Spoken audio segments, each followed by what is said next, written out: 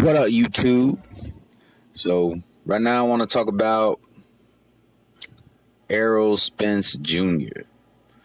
I kind of noticed something, and to be honest, it doesn't surprise me that it's happened this way, but there's something that I've noticed.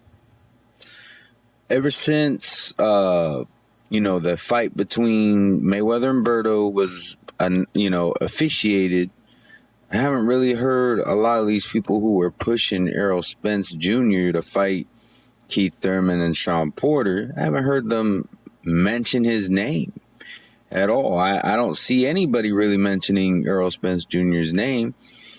And to be honest, I think it is a shame that nobody's really talking about him right now. I mean, he was talked about a little bit, because he had a fight coming up with Van Heerden. Then he beat Van Heerden, and then it's like he disappeared.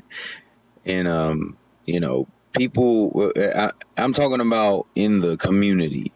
I'm not really a big fan of these fighters, talking a bunch of trash. And, I talked about Amir Khan going on social media every time it appears that he's in talks of a fight. So I'm not talking about Errol Spence. I'm not saying he should be coming out talking about he's in talks to fight with whoever. Because the bottom line is, if the fight hasn't been signed, I don't really see the point in even talking about it, But what I'm talking about is there were people who were pushing him to fight, or pushing for Thurman to fight him hardcore. They were pushing for Sean Porter to fight him as well. And,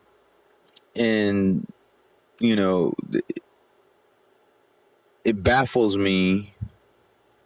I'm not surprised, but it still baffles me that it seems like that fight between Mayweather and Berto got officiated, and now nobody's pushing for that fight all of a sudden. Y'all know who y'all are. You can say what you want, but you can't tell me it's not an agenda. It's amazing how these two guys who were deserving of that fight, I don't care what anybody says, both of them were deserving of that fight. And I would have much rather seen either of those guys fight him over Berto any day of the week.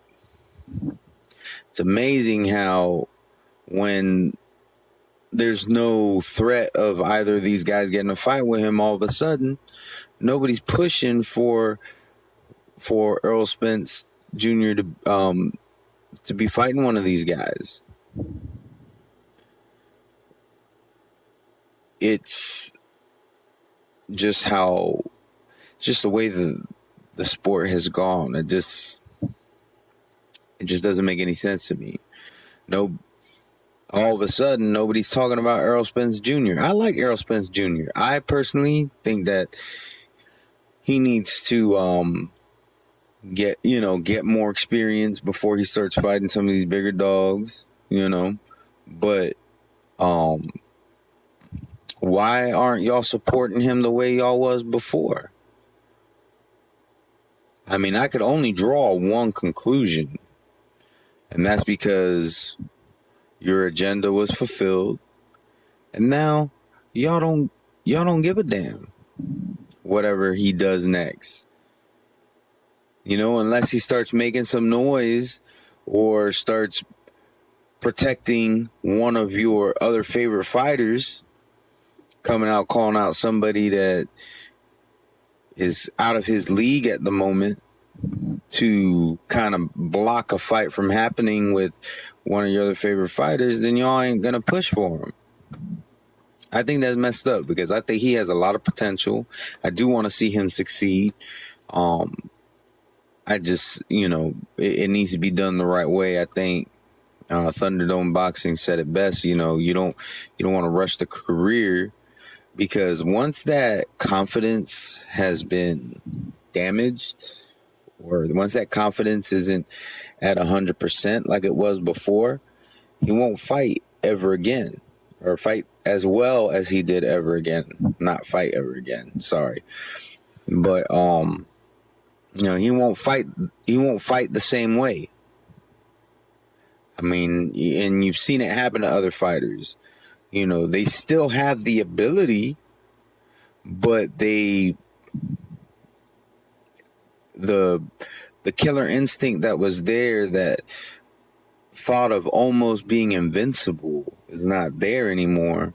You don't want to see that happen. At least not because you were trying to push for a fight that really wasn't ready to be made. Not saying that he couldn't beat Keith Thurman or Sean Porter, but I mean, he hasn't really truly been tested. He hasn't gotten to those levels yet where it's like, okay, I'm ready to see what he can do against one of these top guys, because I mean, I gotta call them top. I can't really call them elite yet, because right now it's to me it's kind of wild wild west out there in the welterweight division, just because the elite guys, Timothy Bradley and Pacquiao, are really the only guys you can consider elite, because all these other guys in the top 5 and the top 10 haven't fought each other. They're out there fighting Chris Algieri. They're out there fighting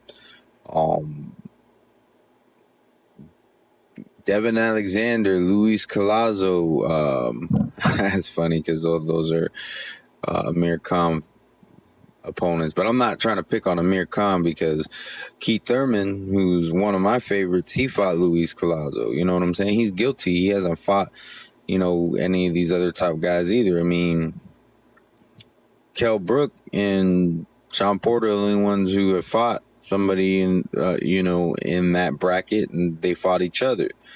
But they haven't really fought anybody else in that bracket either.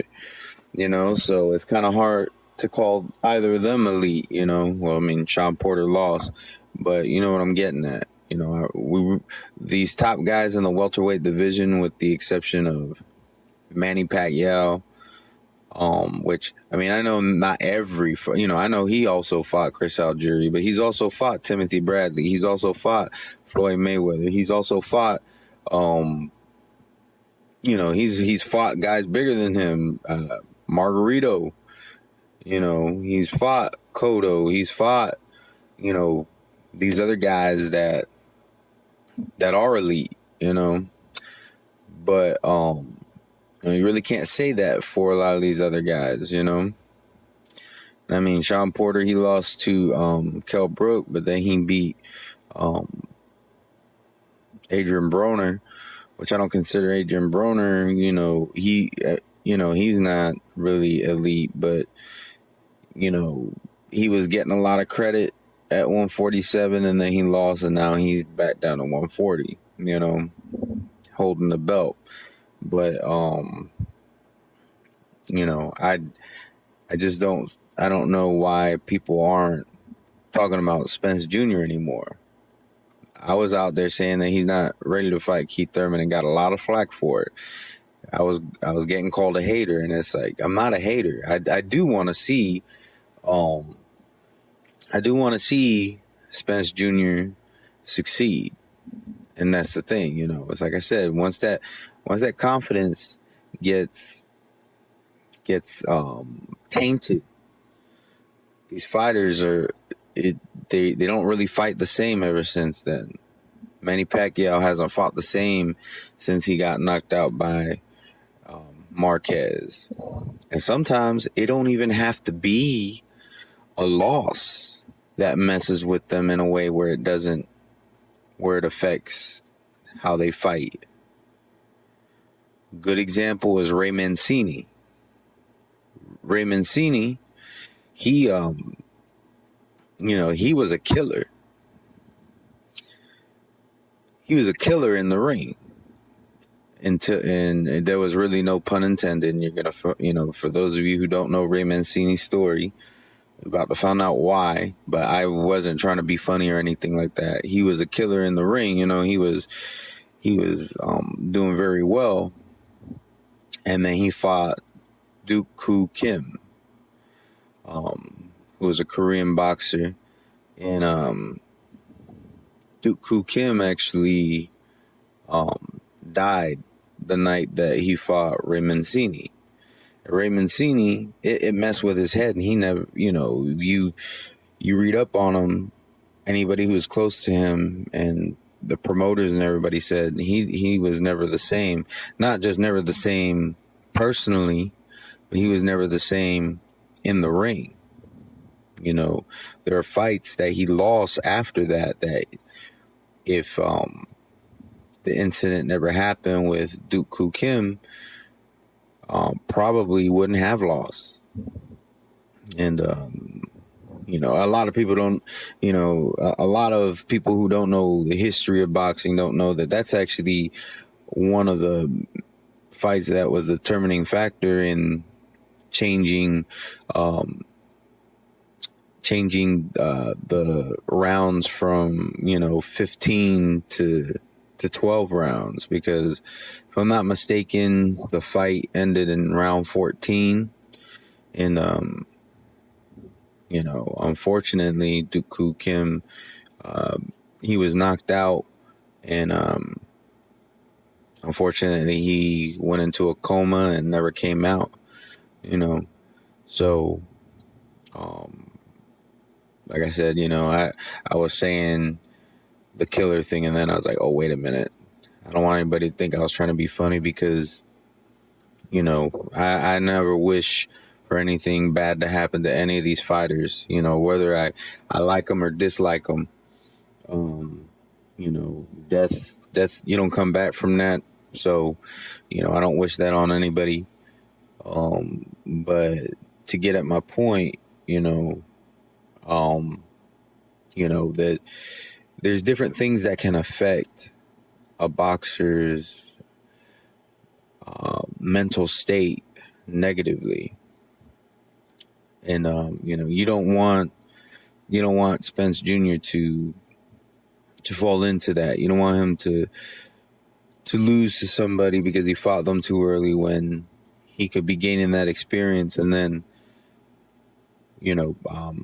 fighting elite guys and being able to beat them.